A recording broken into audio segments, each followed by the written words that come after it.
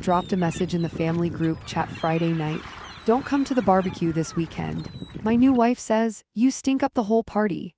Mom and Dad reacted with a flurry of hearts like it was the funniest thing they'd read all week. I stared at the screen for a second longer than necessary, then typed back a single word. Got it. I'm Palmer Whitlock, 35, Executive VP of Engineering at Nexara Biolabs in Raleigh, North Carolina, the company on the verge of launching a medical device projected to be worth billions.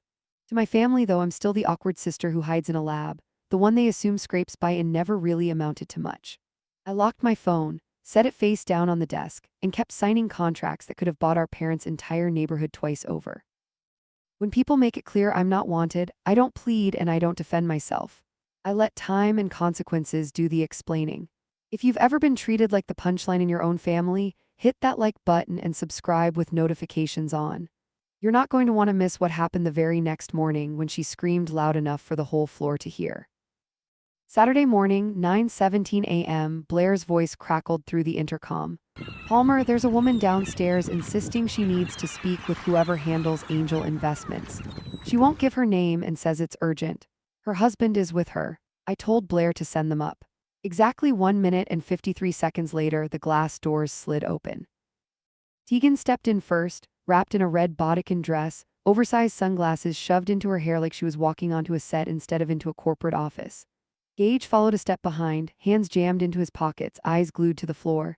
They froze the instant they saw me seated behind the desk. Tegan's sunglasses slipped from her fingers and struck the marble with a sharp, echoing clack. Palmer. The word came out strained, almost choked. Her eyes darted from my face to the polished brass nameplate, then to the massive company logo dominating the wall behind me. You work here. Gage looked like the air had been knocked out of him. His mouth opened, then closed. This is your office, he finally managed. I didn't stand. I didn't smile. Executive VP of Engineering, I said evenly. What do you want? Tegan recovered fast, shock melting into an exaggerated smile that didn't reach her eyes. She glided forward and dropped a thick, glossy pitch deck on my desk as if we were following a rehearsed script. Oh my God, this is perfect, she squealed, clapping her manicured hands together. I'm raising for my medical diagnostic startup, next-gen point-of-care testing, total game changer. We just need $2 million to push through FDA clearance. You're literally in the industry. You could write the check today. Gage nodded along, eager. Yes, sis, it's a no-brainer. Family takes care of family, right? I didn't touch the deck. You came to my office without an appointment on the Saturday of Memorial Day weekend to ask me for $2 million. Tegan's smile stayed frozen. Exactly. Blood is thicker than water, Palmer. I met her stare without blinking. No, the word landed heavy. Her expression collapsed instantly. What do you mean no? Her voice jumped higher. You're really saying no to your own brother.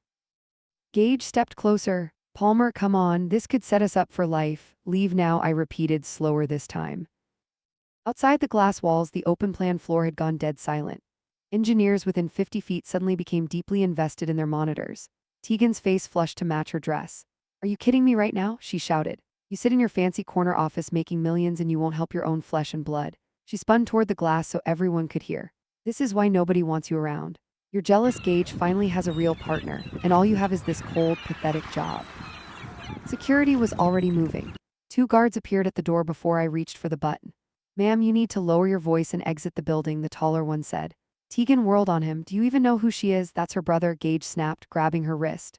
Tegan, let's go. She yanked free. No, she doesn't get to treat us like trash. The guards closed in, one holding the elevator open. Gage glanced back at me, eyes wide, wounded.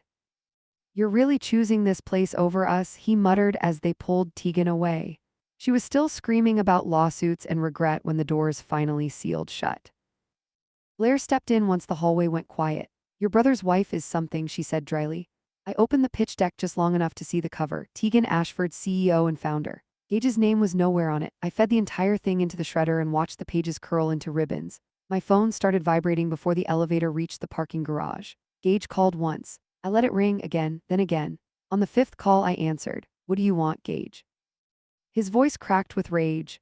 Do you have any idea how humiliated Tegan is right now? She's sitting in the car crying because of you. I stayed silent. You couldn't even give us 5 minutes. You had to call security like we were garbage. Still nothing. You're heartless, Palmer. You always have been. I took a slow sip of coffee. Anything else? He hung up. 10 minutes later, the text started. Gage, you just destroyed our future. Gage, Tegan hasn't stopped crying. Gage, hope that big office keeps you warm at night. I muted the thread and opened my Wells Fargo app instead. That's when the banner dropped. Pre-approval alert. $480,000 personal loan. Cosigner Palmer Whitlock. Primary borrower Gage Whitlock. Secondary borrower Tegan Ashford Whitlock. It submitted it at 2:14 a.m. using my social security number, old pay stubs I'd left at my parents' house years ago, my exact salary from public filings, and my current address. The system had already soft approved it pending final review. I called Mark, my relationship manager. There's a $480K personal loan in my name. Kill it. He didn't hesitate. You want a hard denial and fraud flag? Hard deny, fraud flag, and freeze any new applications for 90 days. Done. The confirmation landed at 10:04 a.m. Status permanently denied. Reason, cosigner withdrawal and suspected identity fraud. I forwarded the PDF to Gage without a word. He called immediately. I declined. Again declined. Then Tegan's number lit up. I answered, "You think you're clever, don't you?" She spat, blocking our loan like a child. "You used my identity without permission," I said. "It's called family support. You wouldn't understand. You forged my signature. Oh please, you make millions. 480 is nothing to you. I detect fraud just fine." She laughed, sharp and cold. "I'm telling your parents exactly what kind of selfish daughter they raised. You'll be cut out of everything." "Do it," I said. "Start with how you tried to steal $500,000 using my name." Silence stretched. "You'll regret this," she hissed and hung up. At 10:27, the family group chat exploded. Mom demanding explanations. Dad talking about embarrassment. Gage repeating that I'd called security over money. I left it all unread. By noon, Tegan had posted a tear-soaked Instagram story about toxic relatives obsessed with titles and cash, complete with a shaky video of the building and captions about betrayal. She tagged the company. Blair sent screenshots to legal within 30 seconds. I told them to wait. At 12:43, another alert came through. New joint credit card application. Requested limit $50,000, my name and Gage's. Mark killed it before processing finished. I spent the next hour pulling credit reports, placing extended fraud alerts, freezing everything. When I was done, I leaned back and stared at the ceiling. They weren't going to stop. That evening, a thick brown envelope sat on my doorstep. No return address, just my name typed. Inside were 42 pages clipped together. The cover read, "Private Investigation Report. Subject Tegan Ashford, prepared for anonymous client. Date May 24th. Before I turned another page, I found the note in my father's handwriting, written on the back of an old power bill. "I've been suspicious for a long time. I didn't know how to say it. If you can handle this, please do. I'm sorry." I sat down and started reading. Page 1 summarized her history. Age 27. Married to Gage Whitlock December 2023. Prior marriage to Maverick Whitaker 2021-2022, dissolved after a Chapter 7 bankruptcy. Pages of court filings followed. Tegan had convinced him to max out 8 credit cards for inventory for a beauty product startup that never launched. Total debt, $210,000. Maverick lost his house in Buckhead. His truck and his credit score dropped to 480. Tegan walked away with a settlement that paid her legal fees and left him with everything. Pages 13 through 20. Current credit report pulled yesterday. Tegan personally owes $189,000 across 12 cards, all maxed.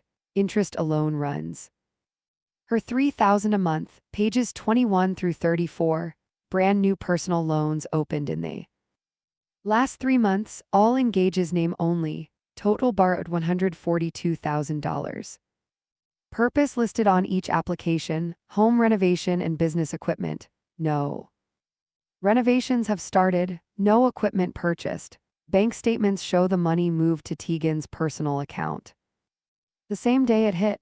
Pages 31 through 38. Screenshots of text messages between Tegan and a loan officer. She used Gage's phone to message when he was at work. One exchange stood out. Tegan just "Tell them my husband makes $120K at the dealership. They won't check.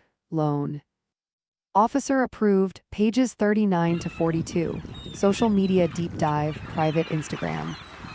Stories bragging about upcoming 7-figure seed round, photos in front of houses she doesn't own. Captions about building an empire, every post hidden from Gage's account. I read the whole thing twice. Dad must have hired the investigator right after the wedding. 6 months of watching, paying, waiting. 6 months of pretending everything was fine. At Sunday dinners, while Tegan smiled across the table, I flipped back to his note and read it again.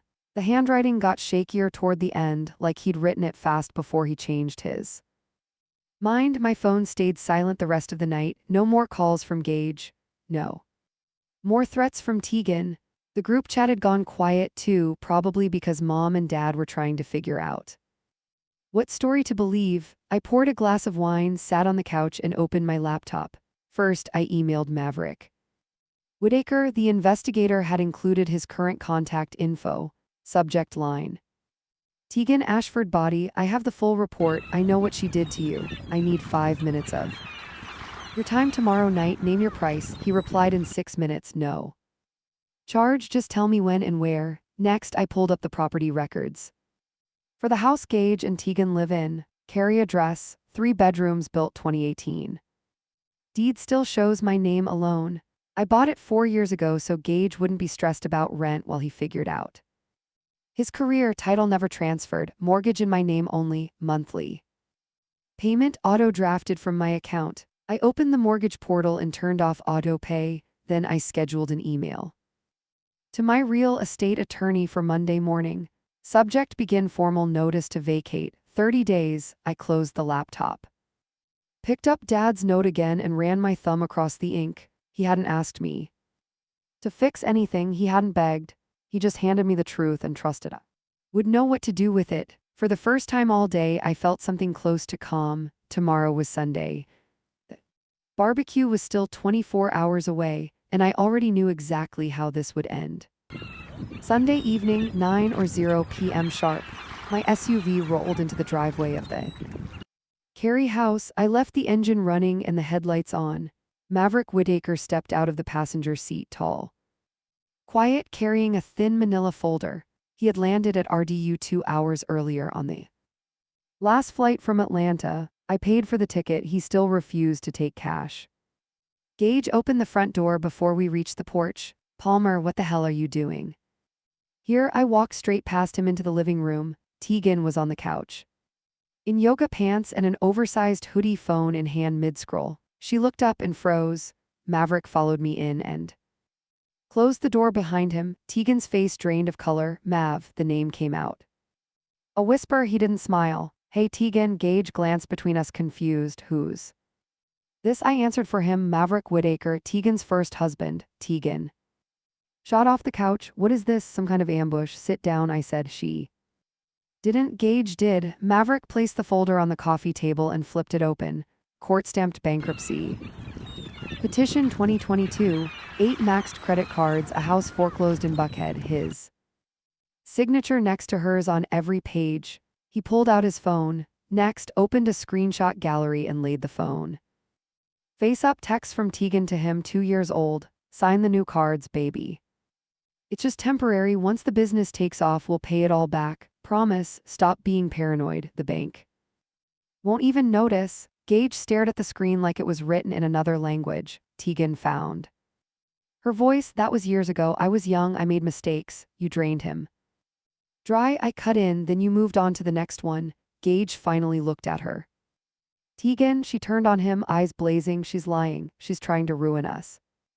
Because she's jealous. Maverick spoke for the first time, voice low. I lost everything, house, credit, savings. She told me the same story she's telling you now, word for word. Tegan lunged for the phone. Maverick pulled it back. I reached into my bag and set a single document on top of the bankruptcy papers. The deed to the house we were all standing in. Recorded 2021. Owner Palmer Whitlock. Sole name, no mortgage in Gage's name, no co-signers. Gage read the first line and went pale. I kept my voice level. I bought this place 4 years ago so you wouldn't have to worry about rent while you figured things out. Title never changed. Mortgage is in my name only. Insurance too. Tegan laughed high and desperate. You're bluffing. You wouldn't throw your own brother out. I already turned off auto pay on the mortgage this morning, I said, and I've removed my name from every account, loan, and application you've touched. Gage stood up slowly. Palmer, you can't. I can, and I am. All financial support ends tonight. The house is mine. You have 30 days to vacate. Tegan stepped toward me, finger pointed. You evil. You think you can just Maverick move between us, don't she? Stopped breathing hard. Gage's voice cracked. You're destroying my marriage. You're destroying my life. No, I said she did that the day she decided to use you the same way she used him. Tegan's eyes filled with tears, real or fake. Impossible to tell. Gage, baby, don't listen to them. Gage looked at her then. At the deed, then at Maverick's bankruptcy papers still spread across the table. He didn't say a word. I picked up my keys. 30 days starts tonight. Maverick followed me to the door. As I stepped onto the porch, I heard Tegan scream, "This isn't over." Gage's voice smaller than I'd ever heard. Tegan, is any of this true?" The door closed behind us. I dropped Maverick at his hotel, thanked him, and drove home in silence.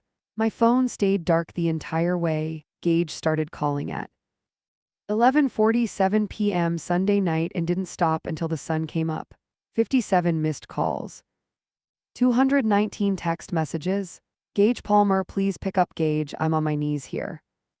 Gage, she's throwing clothes in suitcases. Gage, you're literally making us homeless. Gage, I'm sorry. Okay, I'm so sorry. Gage, you're my only sister. Gage, don't do this to mom and dad. I never once touched the green button. Phone stayed face down on the nightstand screen, lighting the ceiling every 30 seconds like a silent strobe. Monday morning, I walked into the office at 7:59 a.m., opened my laptop, and hit send on the email my attorney had prepared over the weekend to Gage Whitlock. Tegan Ashford Whitlock from Palmer Whitlock via Reynolds and Associates. Subject: formal termination of all financial support and 30-day notice to vacate. 3 crisp pages. Paragraph 1, every dollar of direct and indirect support ends effective immediately. Paragraph 2, the residence at 1427 Bellwood Lane, Cary, North Carolina 27519 is titled solely to Palmer Whitlock. Occupancy permission is hereby revoked. Paragraph 3, you are granted 30 calendar days from receipt to remove all personal property. Day 31 triggers formal eviction. Paragraph 4, any damage, removal of fixtures, or attempt to place liens will result in immediate civil and criminal action. Senate 8:14 a.m. read receipt from both addresses at 8:16 a.m. Tegan replied to my corporate email at 8:29 a.m. Subject: reformal termination of all financial support and 30-day notice to vacate. Nice try. This is the saddest bluff I've ever seen. You don't have the spine to throw your baby brother onto the street. See you at the barbecue tomorrow. Can't wait to watch you try to explain this tantrum to your parents. I forwarded her reply to my attorney with one line: proceed without further delay. At 9:05 a.m. Wells Fargo's Fraud Recovery Division emailed Gage and Tegan directly CCing me. Subject: per litigation demand. Fraudulent loan application WF 202-57174. Amount: fraudulently attempted $480,000. Demand repayment of processing fees. Investigation costs and statutory damages totaling $11,400 within 90 days. Failure to cure will result in civil suit filed in Wake County Superior Court and referral to the North Carolina Attorney General for felony identity theft prosecution. I forwarded that email straight to Tegan. No text, no emoji, just the forward. She responded in 9 seconds. Tegan, you went to the bank. You're insane. Tegan, Gage is having a full meltdown. Tegan, you're dead to both of us. Gage resumed calling at 9:22 a.m. I declined every single one. By noon, the family group chat had turned into a war zone. Mom, Palmer, what on earth is this? Lawyer emails: Mom, you cannot put your brother on the street. Dad, call me immediately. Gage, she's trying to make us homeless before the holiday. Aunt Linda, this is not Christian behavior. I muted it and flipped the phone to do not disturb. At 2:17 p.m. my attorney confirmed the 30-day notice had been hand-delivered by licensed process server. Tegan signed for it at 1:59 p.m. with a middle finger to the camera. At 4:11 p.m. the mortgage server confirmed auto payment permanently canceled. Account now requires manual approval for any transaction. At 6:27 p.m. Tegan created a new group chat titled Family Meeting and added me. Gage, mom, dad, 2 uncles and 3 cousins. Tegan, everyone needs to see what Palmer is doing to her own blood. Attached lawyer letter plus Wells Fargo demand PDF. Mom. Palmer, this has gone way too far. Dad, we're talking tomorrow whether you like it or not. Gage, she's killing us. I left that chat without a word. At 8:52 p.m., the lobby concierge buzzed my condo. Ma'am, a Mr. Gage Whitlock is downstairs, says it's life or death. Tell him I'm not available. Security footage showed Gage pacing the lobby for 23 minutes, hands in his hair, before he finally walked out into the rain. By midnight, my phone showed 289 new messages and 71 missed calls. I didn't open a single one. Tomorrow was Memorial Day. The barbecue was still scheduled for 2 p.m., and I already knew exactly what I would place on the picnic table. Memorial Day 1:58 p.m. I pulled into Mom and Dad's driveway in Durham one last time. The backyard already smelled of charcoal and ribs. Country music drifted over the fence. Aunts, uncles, cousins, neighbors, everyone laughing. Red cups in hand, Tegan stood beside Dad at the grill in a white sundress and cowboy hat, flipping burgers like she'd been born into the family. Mom spotted me first. Her smile faltered for half a second, then she forced it wider and waved. Palmer, you made it. I walked straight through the gate across the grass and stopped at the long picnic table covered in red checkered cloth. Nobody noticed the thick manila folder in my hand until I set it down with a heavy thud right between the potato salad and the baked beans. Silence spread like spilled beer. I opened the folder and spread the documents in a neat row. First, the original deed to the Carey house, my name only recorded 2021. Second, the 30-day notice to vacate, signed for by Tegan yesterday. Third, the mortgage statement showing missed payment and acceleration clause triggered. Fourth, Wells Fargo's pre-foreclosure notice dated this morning. Fifth, Maverick Whitaker's 2022 Chapter 7 bankruptcy discharge. Every page stamped with Tegan's signature beside his. Gage dropped his plate. Kleslaw splattered across the patio. Mom's hand flew to her mouth. Dad's tongs froze midair. Tegan laughed, nervous and loud. What is this, some kind of joke? Gage stumbled forward and fell to his knees in front of me, voice breaking. Palmer, please, I'll fix it. I'll leave her. I'll do anything. Don't do this in front of everyone. I looked down at him. You had 30 days. You chose to spend them lying. Tegan stepped closer, cheeks red under the hat. You're doing this here on a holiday. You're sick. Mom finally found her voice. Palmer, honey, we can talk inside. No, I said everyone deserves to see exactly who they've been defending. Dad stared at the bankruptcy papers like they were written in blood. Tegan, is this true? She rolled her eyes. That was years ago. People change. Gage was crying now, hands clutching my jeans. I didn't know.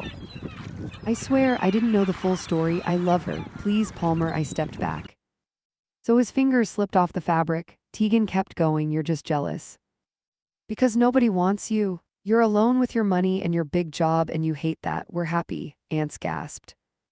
Someone turned the music off. I looked at Mom, then Dad, then every face that had taken Tegan's side for the last 6 months. 30 days, I said. After that, the bank takes the house. The loans in Gage's name are his problem now. I'm done paying for lies. Gage sobbed louder. You're my sister. You stopped being my brother the day you let her use my name to steal. Tegan lunged forward like she might grab the papers. Dad caught her wrist without thinking. Mom's eyes filled with tears. Palmer, please. Don't leave like this. I closed the empty folder. I already left, I said. Today was just the goodbye you forced me to deliver in person. I turned and walked back through the yard. Nobody moved. Nobody called after me. The only sound was Gage crying into the grass and the sizzle of meat burning on the grill.